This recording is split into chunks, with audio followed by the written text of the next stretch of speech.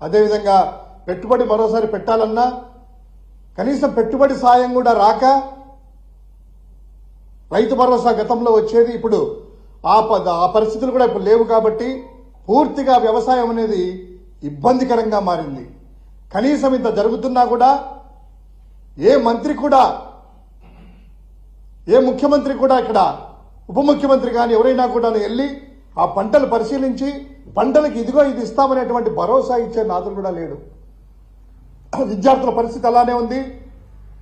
చివరికి ఆరోగ్యం బాగలేక ఆసుపత్రులకు వెళ్తే ఆరోగ్యశ్రీ కూడా పనిచేయక ఆసుపత్రుల బయటనే అక్కడే ప్రాణాలు వదిలేటువంటి పరిస్థితులు మనం చూస్తూ ఉన్నాం. విద్యార్థులకు హాల్ టికెట్లు రాక, ఫీజు రియంబర్స్మెంట్ అనేటువంటిది సక్రమంగా రాక, తెలుగుదేశం పార్టీకి సంబంధించినటువంటి వారి సానుభూతి పరులే సోషల్ మీడియాలో మా తమ్ముడికి రాలేదు అనేటువంటిది, హాల్ టికెట్ ఇవ్వలేదు, ఫీజు కట్టలేనటువంటి అభాగ్య పరిస్థితులు మనము కళ్ళెదుట మనకి. సో ఇంత జరుగుతుంటే ఎమ్మెల్యేలేమో, బీజేపీ ఎమ్మెల్యేలు, అదేవిధంగా టీడీపీ ఎమ్మెల్యేలు ఈరోజు ఈనాడు వాళ్ళ యొక్క పచ్చపత్రికలను చూశాను, పతాక శీర్షికల్లో చూశాము. ఆదినారాయణ రెడ్డి అంట ఏ విధంగా చేస్తా ఉన్నాడు, కనీసం అంటే సిమెంట్ ఫ్యాక్టరీలని, ప్లాంట్లను కూడాను రన్ చేసుకోలేనటువంటి పరిస్థితులు ఈరోజు ఎదురవుతున్నాయి. కొత్త పరిశ్రమలు దేవుడు ఎరుగు, ఉండే పరిశ్రమలు జిందాల్ లాంటి పరిశ్రమలు పారిపోయాయి.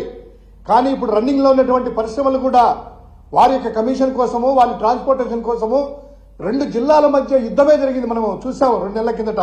తాడిపత్రి ఎమ్మెల్యే, వారి కుటుంబ సభ్యులు, దివాకర్ రెడ్డి వాళ్ళకి, అదేవిధంగా ఆదినారెడ్డి వాళ్ళకి. సో ఈ విధంగా ఇంత ఉంటే నిమ్మకు నీరెత్తినట్టు కూడా ఈ ప్రభుత్వ పెద్దలకు కానీ వారి పార్టీ నాయకులకు కానీ లేదు. ఈరోజు చూసుకున్నట్లయితే వాళ్ళ యొక్క పరిస్థితులేమో చాలా బాగున్నాయి. వాళ్ళ యొక్క విలాసాలు, సరదాలు, సంతోషాలు వాళ్ళకు ఉన్నాయి. కానీ రాష్ట్ర ప్రజలందరూ కూడా చాలా ఇబ్బంది పడతా ఉన్నారు. ఆయనేమో చంద్రబాబు నాయుడు గారు ఏమో ఏమి పట్టించుకోకుండా ఈరోజు తను 25,000 గజాలలో, అంటే 5 ఎకరాల 25 సెంట్లలో పెద్ద పెద్ద భవనాలు, ప్యాలెస్లు, భవంతులు కట్టుకుంటూ ఒక పక్క, తర్వాత తన పుట్టినరోజు కోసము విదేశాలకే కుటుంబాలంతా కూడా వెళ్ళాయంట. ఉప ముఖ్యమంత్రి గారేమో ఆయన ఏం చేస్తున్నారో ఎవరికి తెలియదు. ఈ విధంగా పరిస్థితులు ఒక సైడ్ ఉంటే వారి యొక్క విలాసం ఎలా ఉందంటే, విలాసవంతమైనటువంటి పరిస్థితులు ఎవ్రీ వీకెండ్ వచ్చే లోపల ఏదో సాఫ్ట్వేర్ యజమానులో లేకపోతే సాఫ్ట్వేర్ కంపెనీ వల్ల నెలకు ఒకసారి వీకెండ్ వచ్చే లోపల సొంత ఊర్లకు వచ్చి వెళ్తూ ఉంటారు కదా, వాళ్ళని నెలకన్నా ఒకసారి వస్తారు. కానీ మన రాష్ట్రంలో చూసుకున్నట్లయితే ముఖ్యమంత్రి గారు తనయుడు, అదేవిధంగా ఉప ముఖ్యమంత్రి గారు ప్రత్యేక విమానాలలో స్పెషల్ ఫ్లైట్స్ వేసుకొని వీకెండ్లు వెళ్తా ఉన్నారు. ప్రతి శుక్రవారం వచ్చే లోపల, శనివారం వచ్చే లోపల హైదరాబాద్కి ఒక ఫ్లైట్ వెళ్తుంది, మళ్ళా సోమవారం ఫ్లైట్ ఇక్కడికి వచ్చేస్తుంది. ఈ విధంగా ఇబ్బడి ముబ్బడిగా ఖర్చులు చేసుకుంటూ విలాసవంతమైనటువంటి మీరు జీవితాన్ని గడుపుతూ రాష్ట్ర ప్రజలేమో చాలా వాళ్ళ పరిస్థితులు చాలా ఘోరంగా ఉన్నాయి. ఈరోజు రైతులు ఆదుకునే వాళ్ళు లేరు, విద్యార్థులకు భరోసా ఇచ్చేవాళ్ళు లేరు, రోగులకి సక్రమంగా మందులు కానీ వైద్యం ఇచ్చేవాళ్ళు లేరు. ఇటువంటి పరిస్థితుల్లో రాష్ట్రం ఉంది. కనీసము మీ ఎమ్మెల్యేలు అదుపు చేయలేని పరిస్థితుల్లో మీరున్నారు.